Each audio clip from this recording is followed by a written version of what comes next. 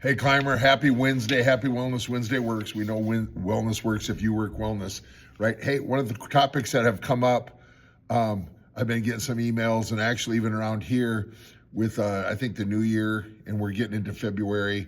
We are in February, not getting into February. We're already deep into February. I always say we're a couple of days in, so we're deep into it. But one of the questions I've been getting is, should women exercise differently than men?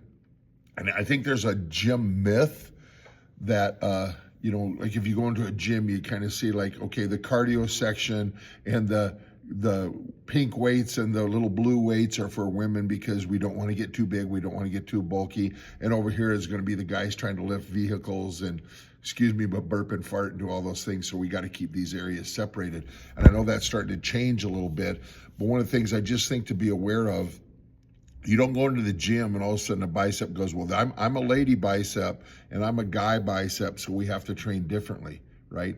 Muscles are muscles and how they set up and work. Now, I understand there's hormonal differences. Guys have more testosterone, gals have more estrogen.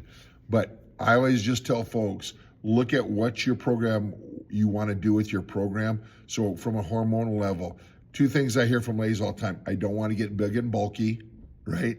And I don't want to get injured. If we do progressive overload, slow baby steps to get a little bit stronger, and if I get stronger, I use a little bit heavier weights, I'm going to get stronger, I'm going to get more toned, I'm going to start to feel better. So don't be scared to lift a little bit of heavy weights. That's one of the things we're going to be talking about. That's why we call it overload. A little bit lower down on number 5 today. It's called overload. If we do progressive overload, progressive means slow baby steps, right? I can use heavier weights. If I use heavier weights, I get a little bit more tone, get a little bit more stronger. And if I do it step by step, I'm not going to get injured, okay? So you're not going to get bulky, again, because of that hormonal level. But you can strength train. So I always tell people, don't just look at it from a gender standpoint. Look at it from, what are your goals? What are your outcomes? If I have somebody come to me, a male come to me and say, listen, I want to run a marathon. I haven't run one. I want to run a marathon. I'm training that person completely different than a female who comes in and said, hey, coach, I'm going to be in my first powerlifting meet where I'm going to be bench pressing, squatting, and deadlifting. I'm going to train those two people completely different. And it might, in the thought process, be completely switched around, because I'm going to have that lady doing heavier weights and moving weights, where the guy getting ready for a marathon is going to still do some resistance training, might be a little bit more endurance based. We're going to spend some more time with cardio, but I'm going to train them different, not because of their gender, because of the activity they choose to do. So you need to, I think, really look at hard of, what is my goals that I'm trying to accomplish, and then base your workouts off your goals. So one of the things we talk about all the time with Live Pain Free is, do I have to go to the gym and exercise for an hour a day, 3 days a week? Not if your goal is to just get more mobility in your shoulders or not have your wrist hurt.